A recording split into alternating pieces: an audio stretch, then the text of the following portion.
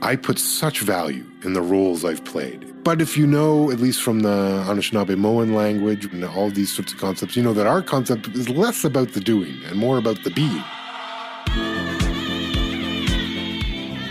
Well, Jesse is super excited that we have the opportunity to talk. I feel like I've heard your name several, maybe thousands of times from different other Indigenous artists and storytellers within the Toronto area. For those of you who don't know, Jesse Wente is a husband and a father, as well as a writer, broadcaster, speaker, and arts administrator. Born and raised in Toronto, he's an Ojibwe member of the Serpent River First Nation, and he was a film critic and then a culture critic and a columnist at CBC for almost 27 years until the end of 2022. In 2017, he became the first Indigenous person to chair the Canada Council for the Arts, where he still serves. And he's also been on the board of directors for the Toronto Arts Council for the last 8 years, and he served on Imaginative, which I also have a lot of friends that have been on Imaginative. And you're also the executive director at Indigenous Screen Office, which champions Indigenous screen-based storytellers and narrative sovereignty through their funding and advocacy work. And I also picked up your book last year, I believe it was. His book, Unreconciled Family Truth and Indigenous Resistance, has won a few awards. And that's where I first saw your name. And then I started putting all the pieces together, and I was like, wow, what have you not done?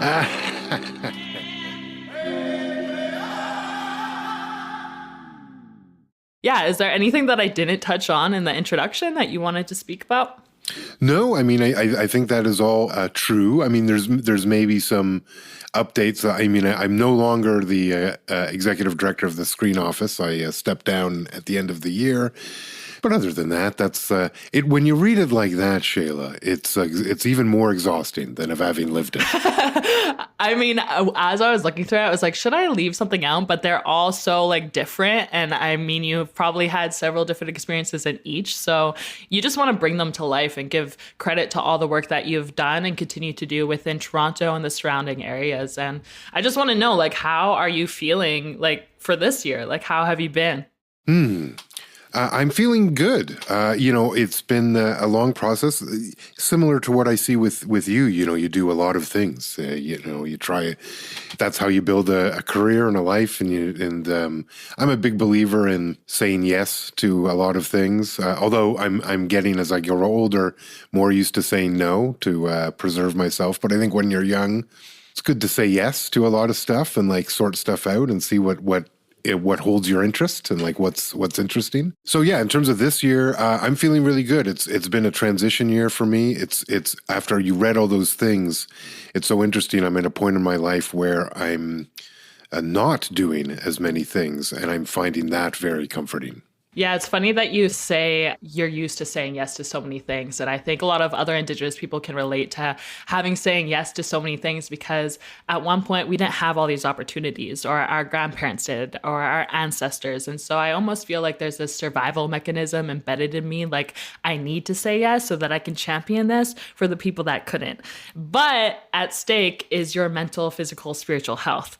That's why I took off to India at the beginning of the year, to heal from burnout. And so I'm curious to know if you have practices in your life that have allowed you to remain connected to your own values, to your own spirit in a society that's so quick and so fast-paced. Like, what are your rituals that keep you connected to who you are? Well, it's so interesting we're having this conversation now, because I don't know if I would have had a good answer for that even a few years ago. Because for me, I came into much of this sort of thing much more recently in my life. I was very busy for so many years that I didn't leave a lot of space for anything else.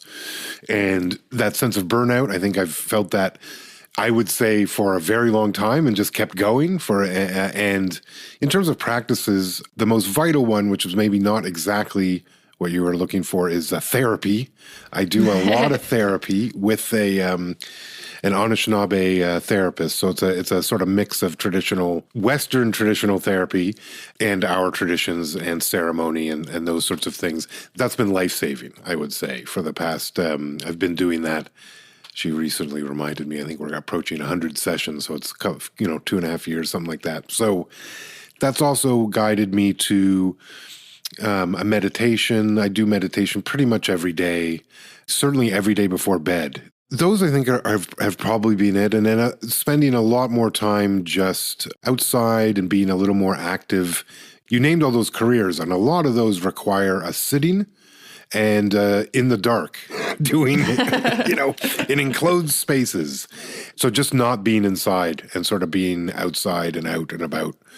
That's all been really helpful. But I would say therapy and the meditation combined have really allowed me to heal and feel in a better place, in a place to say no.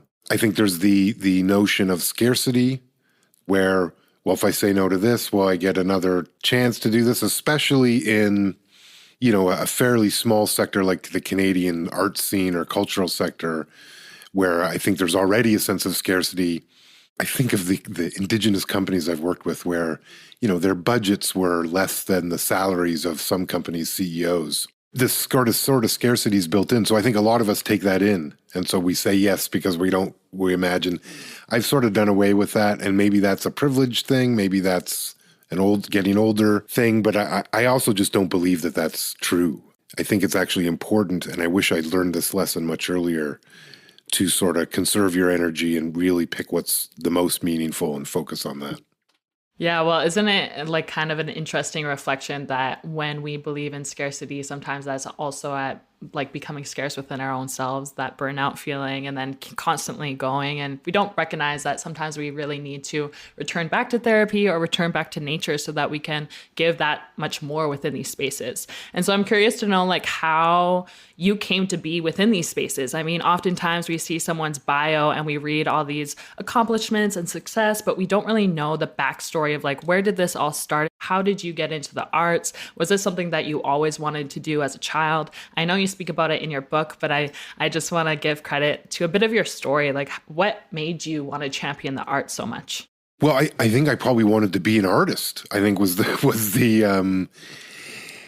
I fell in love with movies at a very young age, and it certainly helped that, Star Wars was the first movie I saw in a movie theater. And when you're like 3 years old and it's 1977, that changed a lot of people's lives who had that exact same experience that I did with that particular movie. And when I think back on it, it's been chasing that feeling of what it was to be that kid with the wonderment and the amazement and sort of the being transported and all of that feeling of just trying to capture that. And then in terms of how my career has unfolded, that's really an example of saying yes and being very open to what that means in terms of wanting to be a part of it. When I was young, there wasn't really a discernible pathway to being a filmmaker in Canada for an Indigenous person. Like there was, Alanisa Bomsawin and Gil Cardinal and maybe Loretta Todd. The point is there weren't that many people. And all of those folks I just named had made films for the National Film Board.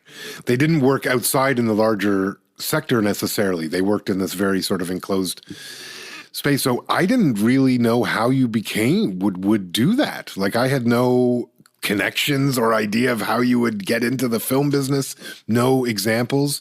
And so becoming a film critic just happened to be the pathway. It's not at all what I intended or wanted or thought would be good, but it was like, well, you'll watch movies every week and they'll pay you and you write about them. So you're sort of in the industry. And then it just became I ended up falling in love with radio as a medium and did that for a very long time while sort of keeping the movie stuff. And then for me, it was also, I was always very interested in how our folks could have the things that I saw other folks had, which was theaters and orchestras and all this stuff that I was exposed to as a kid in Toronto. There were no other First Nations people. I don't even think in the building most of the time I was having these experiences, if I had to guess, certainly not on stage.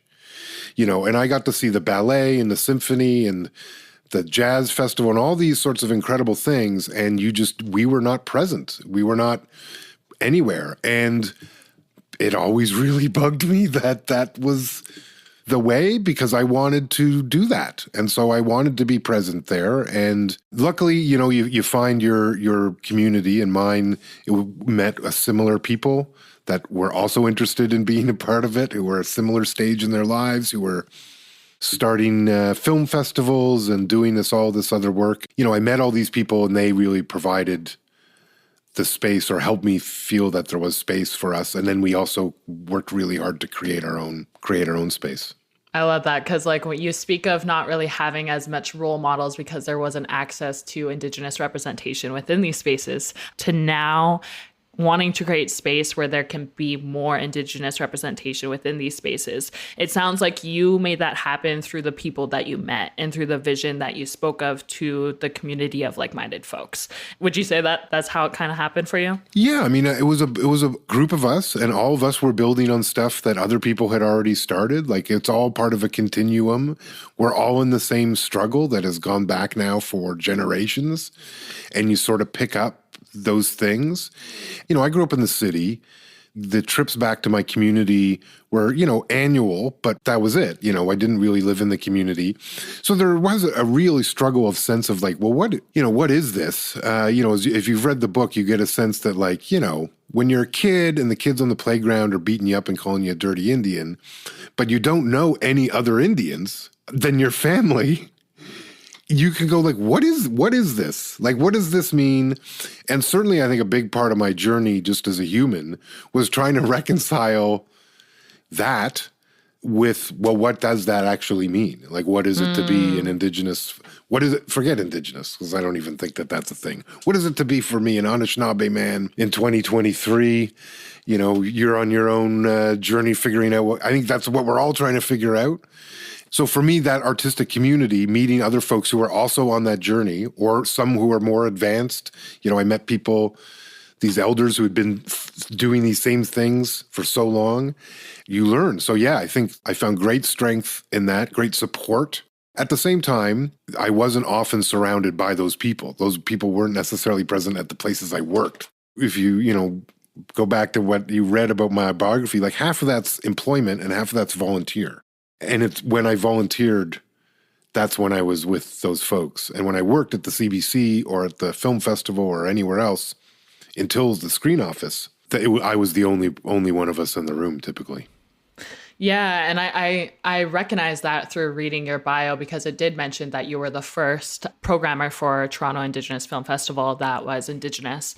And I can see parallels in my career in the sense of I also didn't grow up within my First Nations community. I grew up in Medicine Hat, Alberta, which is a predominantly white community. Same thing, like my family was pretty much the only brown family that was there.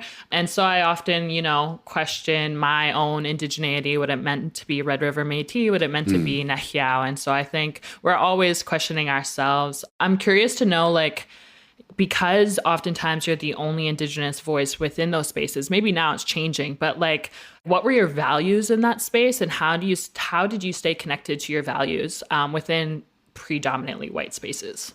Well, my values were always, what is the best decision for the greatest number? Like, what's the best decision for community? Our positionality, or First Nations positionality in these discussions, is one of sovereignty. So we shouldn't ever be seeking an equity position in anything. That's where we argue for anything from. That should be what your arguments spring from. And just adhering to that, I mean, I'm very lucky. I had really great parents, both my Anishinaabe mom and my very distinctly not Anishinaabe dad. But they were hippies. Like, they had they were sort of embedded with a value system that was pretty anti-capitalist already, and like not into the church and all, so they were already counterculture as much as they could be. Although I think my dad would say they didn't go, his generation sort of failed mine and yours in the end, and that they had a real chance because they had the mass. There were so many of them to make change, and they sort of all moved to the suburbs and got day jobs. But not to cast aspersions, but I had that value system. To me, that sort of guided it. And sometimes that's meant you can't stay in the job. You have to leave the job because you've crossed a plane. And I just never wanted to be used. I never wanted to be used against the community.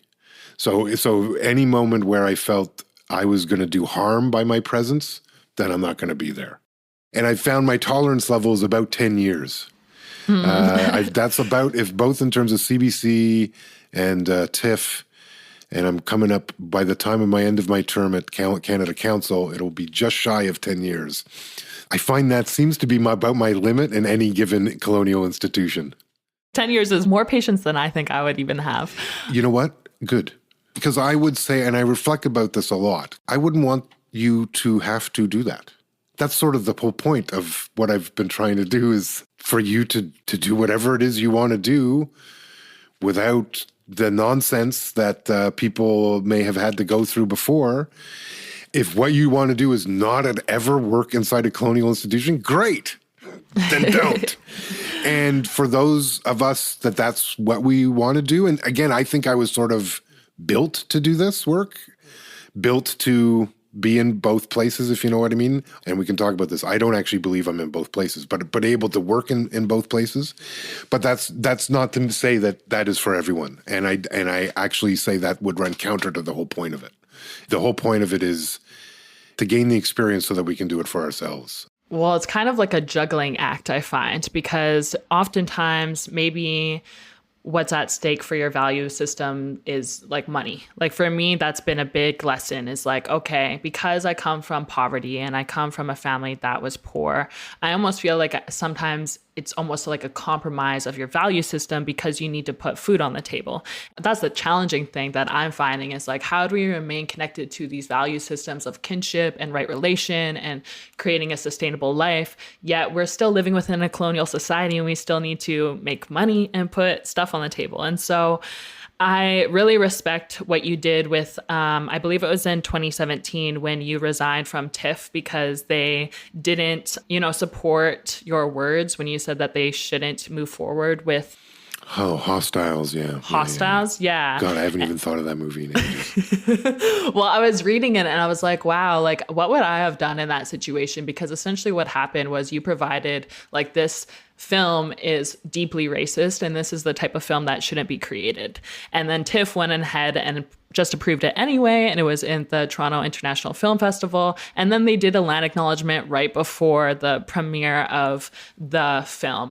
What was that like for you? Like, how did you come to the decision to, resign? That would have been challenging for me if I was in your shoes. Yeah, I mean, it's not like it boiled down to the one moment.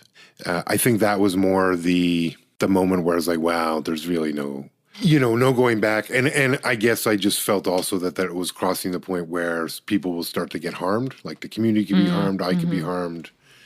And it also came at a point, and I would say this about like all of my departures, because I also quit the CBC for a variety of reasons.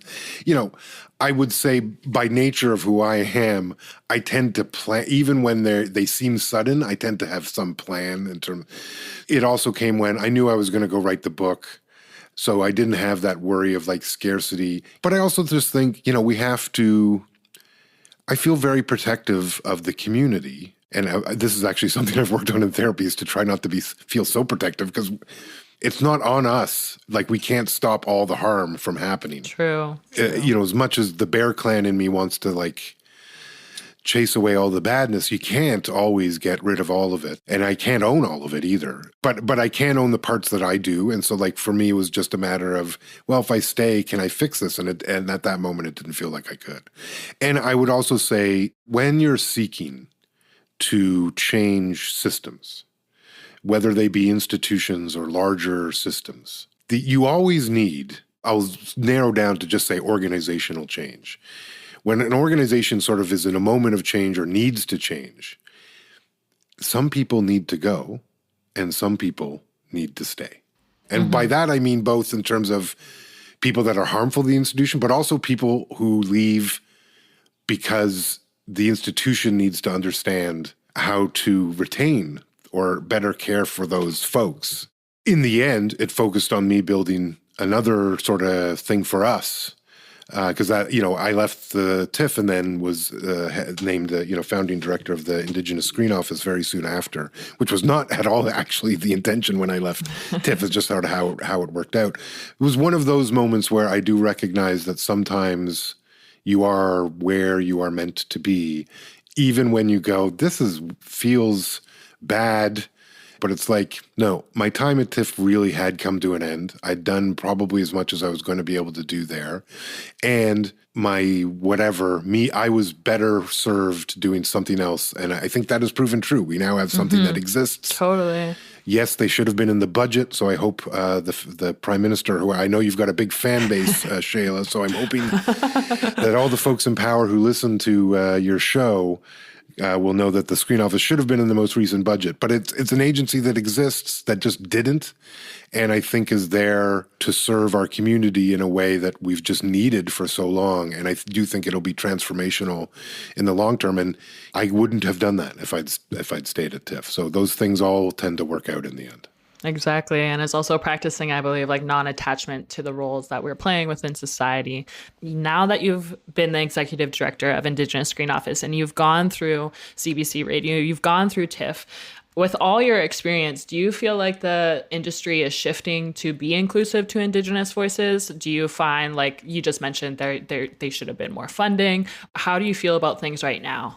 Oh, I think there's been an enormous shift. If you want to take my lifetime which I don't think is a bad era, even if you want to take my adult life, 20 whatever years. Oh, that's actually 30. Oh, boy, that was a little painful to realize. But if you want to take all of that.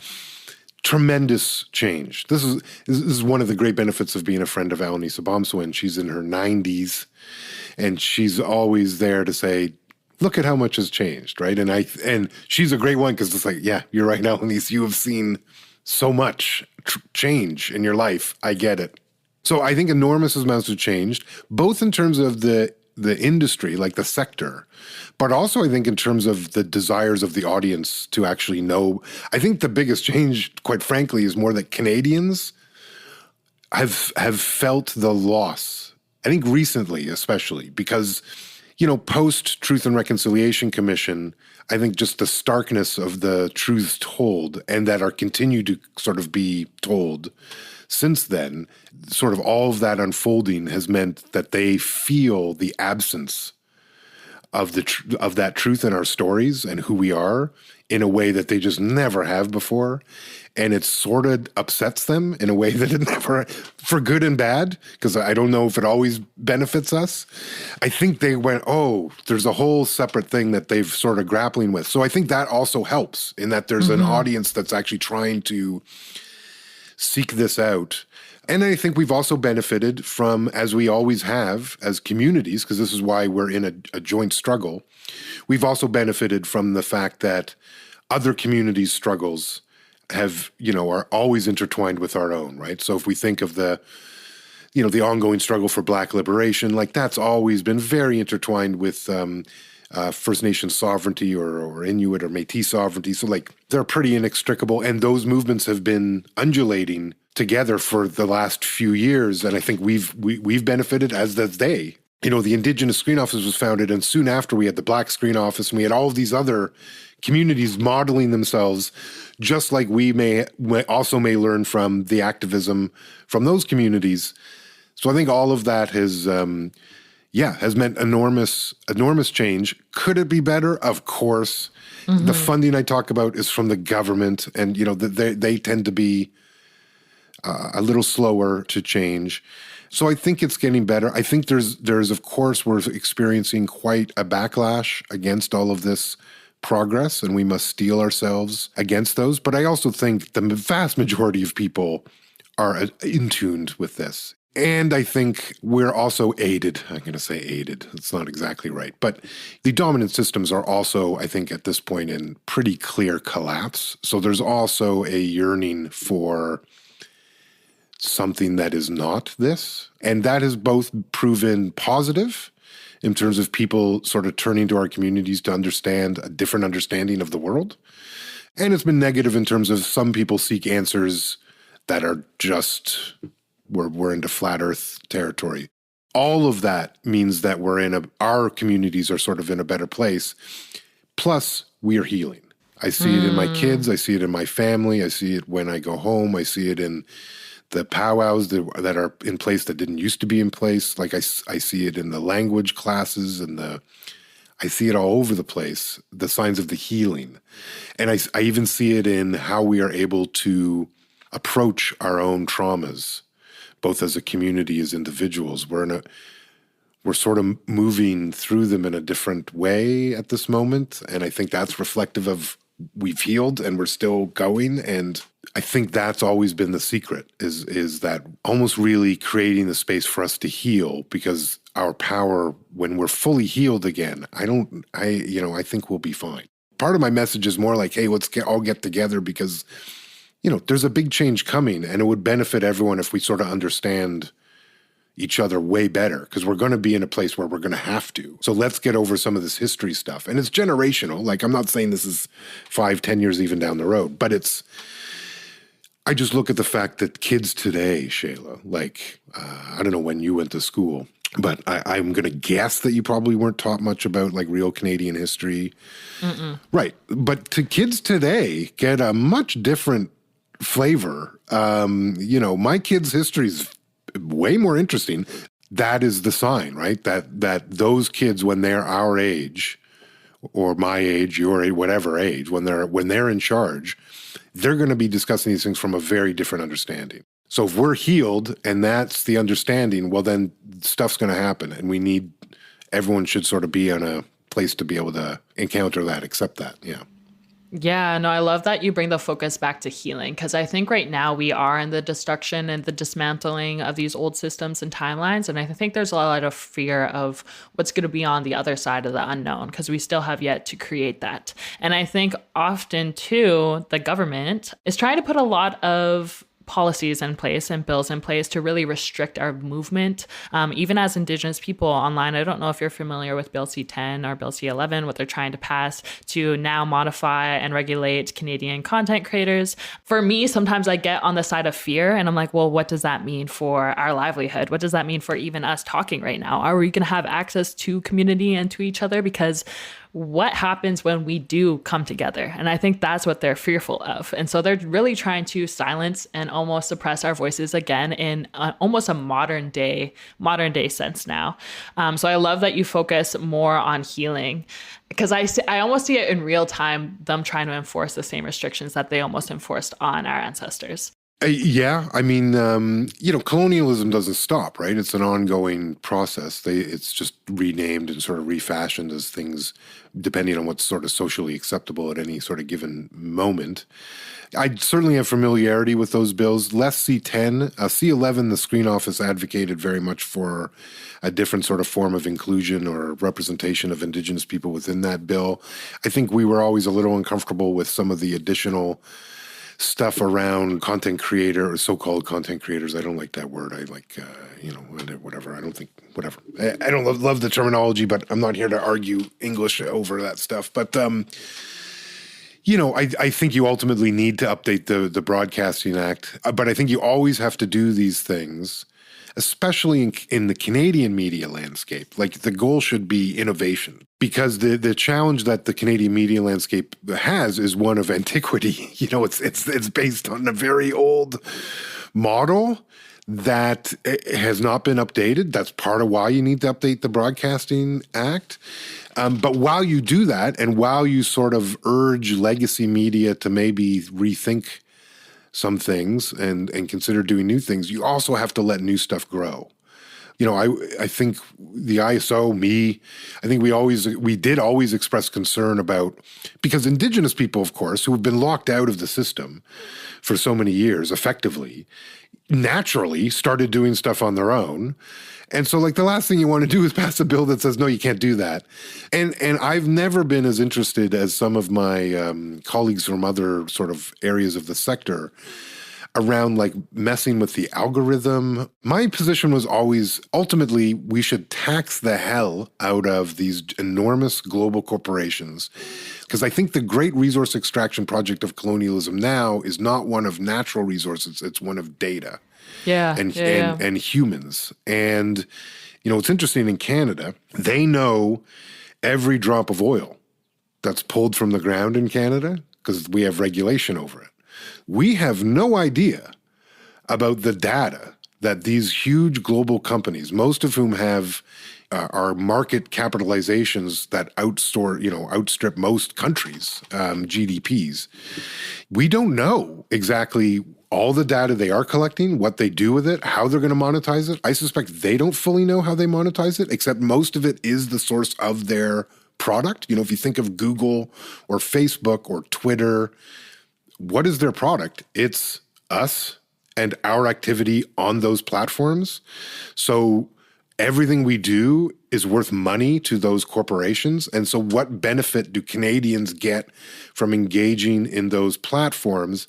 And I think the benefit we should get is money, so that we can then take it and do what the hell we want with it, which should be investing in creators to be on those platforms and to be able to engage, however, but also to pave roads and build hospitals and libraries and whatever else. I think the amount of wealth they're extracting, I think we don't even know. And I think it's enormous. And what's interesting is when I talk to the heads of these companies, all of whom, of course, have been attempting to escape regulation, the money part, they're sort of okay with. I think if we could take that and then energize creators to do their best and just be vibrant and exist and invest in the culture that way, Canadian visibility on those platforms will, I think, just take care of itself. Totally. If we allow people like you to just be awesome, yes, we need to boost ourselves up, but it's not because we're not good enough. It's that it's that we live next door to this enormous capitalist elephant that just sucks everything up and then regurgitates it for its own profit later on. And we just need to carve some space out in that of that giant mechanism, Well, I love that you bring up funding, because that's something that I want to touch base on, because I know Indigenous Screen Office funds creators. They have grants out there. They have grants for Indigenous storytellers to create films and stuff. And I believe they also have a mentorship program too. Is that correct? Yeah, mentorship, cultural mentorship, and they fund podcasts now. Oh, really? They do. Okay, well, that's good to know. Yeah. Because my next question was going to be, what's your advice for Indigenous creators that are wanting to have access to funding, but maybe they don't have access to internet, or they live on the reserve? How are you making sure that this funding is accessible to all Indigenous creators?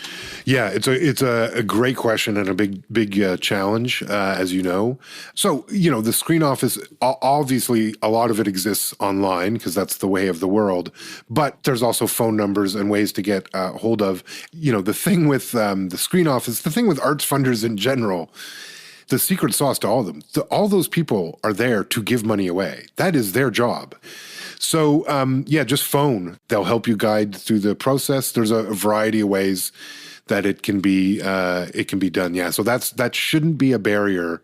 That organization in particular is always super conscious because, of course, so many members of who we're trying to serve don't live in the South, and so we don't. We're always, at least certainly, again, so I shouldn't say we anymore, but, the ethos has always been figure out how to serve them. And just to show you, the Canada Council, its strategy right now is highly focused on artists in the North.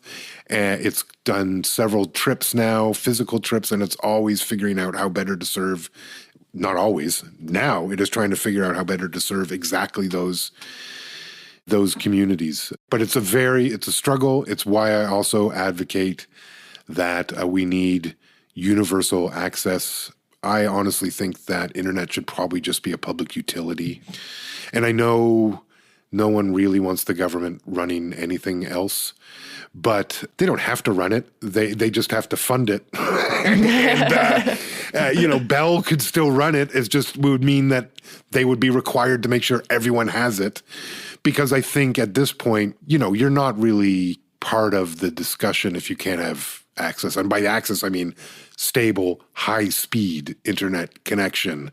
I think it's a democratic right at this point, the way that... And what I would say to anyone who disagrees, well, we didn't make it that way. Corporations and governments did. So it's up to them. None of us voted to make everything online. Capitalism in bed with sort of these governments, they sort of pushed us to this. So they should be required to make sure everyone has the same access to it. And by the way, I think part of that should be that our communities should own. And I know there's a lot of folks working on those very things, and I think that's a really great way. And I know you had brought up, how we navigate capitalism, and it's a tricky thing. I think part of it is understanding we're born into it. So it's going to be hard to completely disconnect ourselves from having to exist in it, but we can be conscious and make more informed decisions and sort of navigate around those things. And like starting a company that is going to deliver telecom, like that can be a good thing. It doesn't have to be something that's purely profit motive. Yeah, I think like shifting perceptions maybe around it. And obviously you're going to run into conflict and people that disagree with you. But I think it's coming back to that greater good thing that you mentioned at the beginning of, how you stay true to your values. But a thing that came up to my mind when you're talking about access is now that we have access to these platforms, we're also seeing more of a rise of pretendians on these platforms. And we're also seeing more cultural appropriation of Indigenous culture and practices within film and TV and industry. And so can you share any insights on the realities of Indigenous, like the appropriation of our culture that exists within the modern world? And like, is there a framework that the Indigenous Screen Office or even Canada Council for the Arts uses to define or determine if someone's Indigenous or not? Yeah, I mean, obviously a few things. Obviously, I have some very personal, intimate experience with the issue in that I worked with someone on a project and she was not honest with who she was, and it was really devastating. The harm of it was just unbelievable. In terms of the ISO, I mean, its approach has been to do research and to do policy development. And, it's not really, it's never been a place where simple self-identification was. So really the idea was, well, if you're applying the Indigenous Screen Office, we get that you're self-identifying. So let's not even ask that question. Let's ask how you're doing that exactly. How do you come to this decision?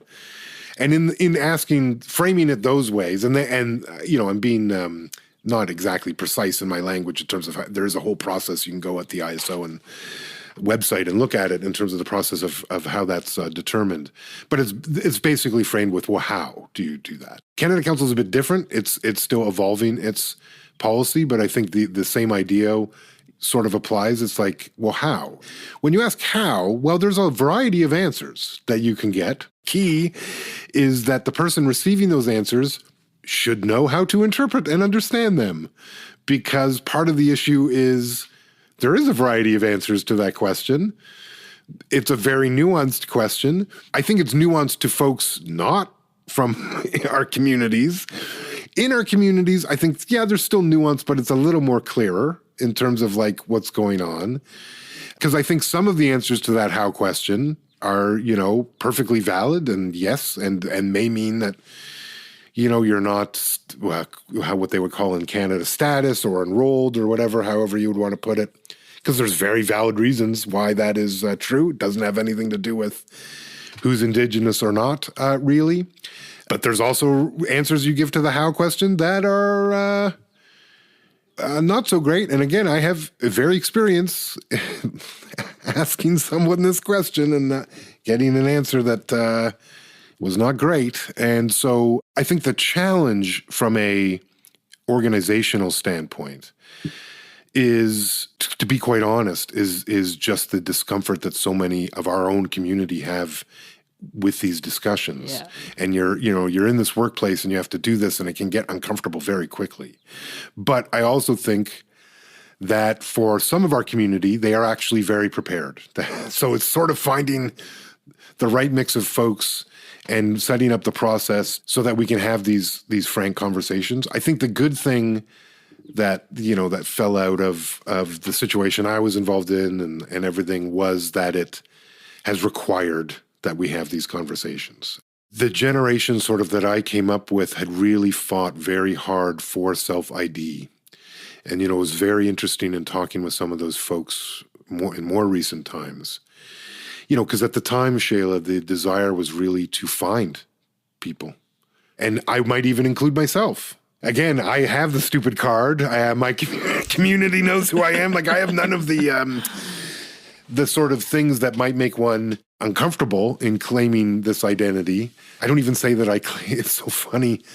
Someone recently said that to my daughters. Does she claim Anishinaabe identity? And I sort of looked at them and went, like, are we looking at the same person? Like, I don't know whether my daughter claims that or not. That's how people are going to treat her. So, that was with my experience too. It's like, I don't know if I claim this. It's been very clear to me from both my family and the kids on the playground from when I was a child that this was how people understood me. Anyway, I'm glad we're having these conversations, as painful as they are. I've certainly taken my experience, which was, I'm still healing from it, is how hurtful it is. So I definitely know the pain. But I also now, thanks to therapy and all of my meditation, I do understand that maybe there was a point, because that experience did sort of made sure I took it seriously. Yeah, my family also went through one of those. I think it is a shock to the system because you start to question your own faith sometimes in those situations. It was like a trickster feeling, That nailed it in so many ways. That's the irony of saying that in my situation. That's exactly what it was. It was very disorienting, and I was brought up to be, and I think it's the Anishinaabe way, to be trusting. Because the way I was taught is that, like, people should be who they are and, like, present themselves, like, you're sort of truthful about things, and you accept people and hope they accept you and that it's all good. Yeah, that it was gaslighting. Like that, I never understood, I guess, truly what that word meant until someone tried to warp my own understanding of events that I was there for. Yeah, it was really hard, really hard. Yeah, I feel like we all had like big learning lessons. And even now, like the fact that we're having these conversations, I think as, uncomfortable as they may be, they're really essential so that we continue to, not face hopefully the same harm in the future, and that we can advocate for like authentic Indigenous representation within these spaces. Yes, please. And I have a lot of space for people who want to be allies, maybe not allies, but I have space for people who want to be like accomplices and help. I have space for people who have family stories. Just regard that the way it should be. Like, you have family stories. Maybe that doesn't really put you in a position to speak on behalf of because again, as someone who doesn't have, like, has a very secure knowledge of who I am and where my family comes from, I questioned my right to speak for our community. I think we all go through that because I did the same thing. I'm sure you did. And then my friend was like, I was like looking at myself in the mirror and I was like, am I even native? She's like, Shayla, you're like the most native looking girl out there. Like your question, you were proud to be native before it was even a cool thing to do. Like, and same thing, like you're saying, like my family denied their indigeneity just to survive back in the day. So now that we can reclaim it and be proud of it, like that's healing in itself. And I would hope that, we look past just funding or opportunities to claim something like indigeneity, because I think oftentimes that's why it's claimed, is for access to those things. It's a great point, and it's one that really sits with me as someone who's been an Indian their whole life, and I use that word with love from where I'm sitting from, not the way it's always been said to me from non-Indigenous folks, but I love the word for us. There was no opportunity. Like there was nothing. And here we were still doing, like, my family was still the family. And like, so yes, I think like that's also very important. And none of this is meant to like dissuade people from reconnecting or doing any of it, because our communities are so ready for that, maybe more so than at any other time in my life. And people are very welcome. It's just a matter of understanding where we are and like sort of, it's so interesting. You said you had that discussion with your friend. I mean, I had that discussion with one of my elders.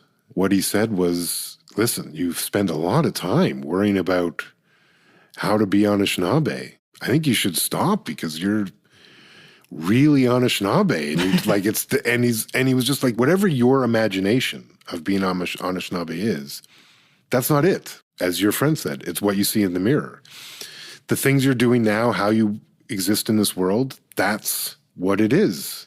It's a tough one. We're born in this very confusing time, and we have to find ourselves. And I think that's the biggest struggle, because colonialism, especially for Indigenous people maybe, and our Black cousins as well, violently disrupted our understanding of ourselves, very purposefully and intentionally, and very, very violently as you can get, tried to rip that understanding of ourselves while also deluding everyone else into an understanding of themselves. Because I don't think anyone escapes this. The Anishinaabe, one of the big teachings that I've really taken in is that, like, for us, our communities, it is just being humble enough to grasp our own humanity. You're an animal like all the other animals, trying to sort this stuff out. You're not smarter than, in fact, most of them are way smarter than you hairless ape who can't like feed itself properly most of the time. Just being humble in that. I think if we could do that, you had talked a little about the roles we're forced to play, because capitalism it focuses on what we do. It actually only cares about what you do, cares not at all about who you are, the being of human being. And thus our entire societies, at least in this part of the world, are entirely oriented around the doing of things. But if you know, at least from the Anishinaabe language, which I'm trying to learn, and all these sorts of concepts, you know that our concept is less about the doing and more about the being. And again, I put such value in the roles I've played, in the things I did, or that I had at least. I still sort of do. But like, to me, the titles that you read out, like at a time in my life, those are really important.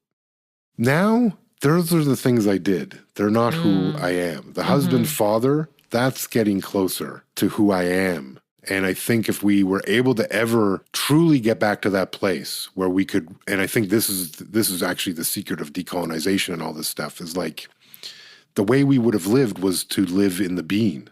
Well, like we would have to totally reorient the society, which we might get a chance to, because it's collapsing. Because the problem with the society of constantly doing is you can't actually do that. The hamster that runs on the wheel for its entire life lives a very short life. It dies. It does not get in great shape. It does not get swole. It gets dead. Sometimes we get so bogged, we need to break. And my journey right now is just being comfortable with the being and not worrying so much about what I'm doing. I've spent my whole life doing, and I want to be for a while. Well, it comes back to living. And I think when we're feeling alive, that's when we're connected to our culture. And that's really what I learned in India too, is I was like, how are these people so devoted to who they are? And it was their connection to culture, the connection to their ceremonies and their connection to their land and their language. And I think it's cool that you brought up language, because even in Nehyao translates into a four-body person, which translates into the physical, mental, emotional, spiritual aspects of ourselves. So back in the day, our ancestors were like, we are human. We are a four-body person. And I was like, it really can be that simple. And I think when we think of decolonization and Indigenous futurism, really it's returning to source, and it's returning to who we are as human beings, like you're saying. And so when you think of Indigenous futurism, you kind of already said it already, but like, what do you hope for our future? I mean, a return to that, because I think so many of the challenges this society faces could be not easily, but would be alleviated if we focused on the being. You know, we can still have the internet, but there might be a better use for it than necessarily, you know what I mean? Like, I think there's a way to be in this world. It's also, you know, you mentioned Indigenous futurism. That's why I think in the end, storytelling has been so important to me, is that I think we need to tell stories, and we need our folks to tell stories so we can imagine the future together. And not just our communities, but maybe the whole world. I spend a lot of time thinking about what it would look like. One day maybe I'll get around to writing a story about it. But I'm so happy that so many of us, I think, it does seem to me something that's permeating a lot of our brains. I do imagine a future where our languages are back, everything's back. I can see it. And Canada's still here in some way. Like, it's not gone. My neighbors are still here, but it's different. You went to New Zealand, you were saying, before we got on the broadcast. And what was the first language you heard when the plane landed? The Maori language. Isn't that interesting? Yeah, it was all over too. And same thing happened. Like, I had this another conversation with my friend, and she was like, why are the kids so confident? Like, they are just so confident in who they are. They're very outspoken. And then again, we're like, oh, wow, it's a connection to culture and it's a connection to language. So I saw parallels, with India and New Zealand. And I was like, wow, like that would be so cool if it was really embodied here in Canada.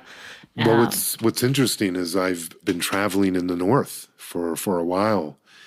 And that happened to me recently. Landed the plane and I heard Cree was the first language spoken over the intercom when we landed. And I was like, okay, that seems like such a minor thing. But like, I don't know, when I went to New Zealand, and I went, over a decade ago, I remember landing there and hearing that. And I went, oh, what is this?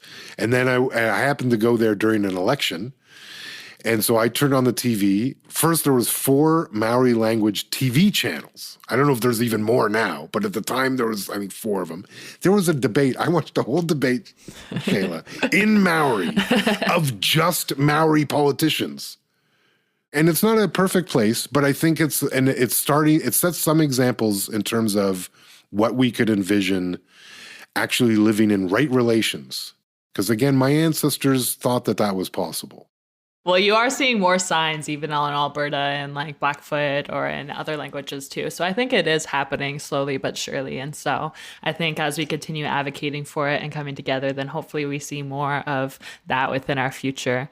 Speaking of future, Jesse, how can people support you and your work and your book and everything that you're up to? Oh, wow. Well, the book is still available in convenient, carryable paperback edition at all your fine booksellers. I highly recommend any Black-owned or Indigenous-owned book, Massey Books, or a different book out west, or a different book list here in Toronto, or any of those folks, local independent bookstores, libraries.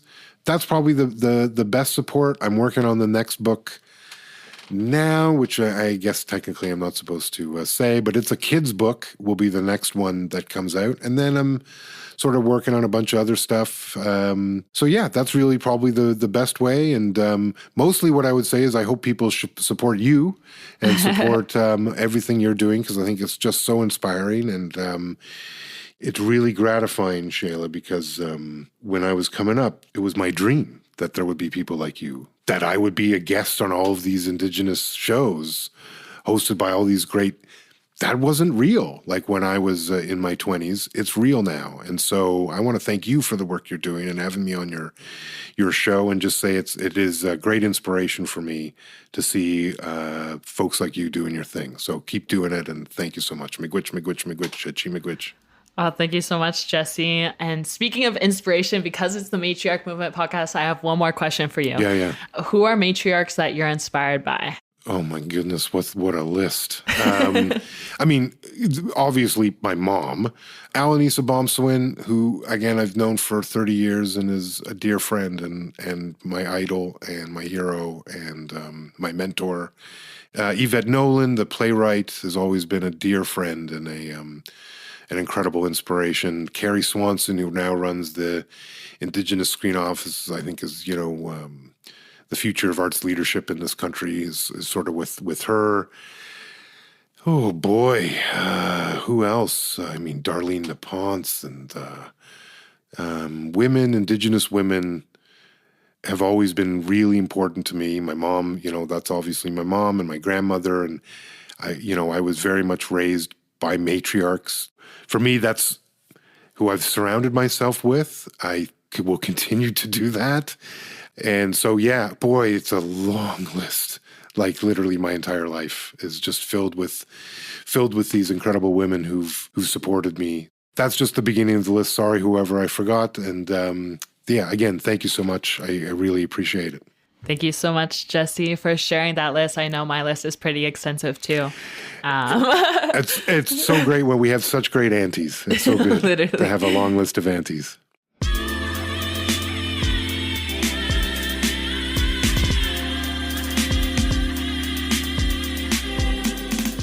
Thank you, hi, for listening to the show. If you like the podcast, check your podcast app now to make sure you're subscribed.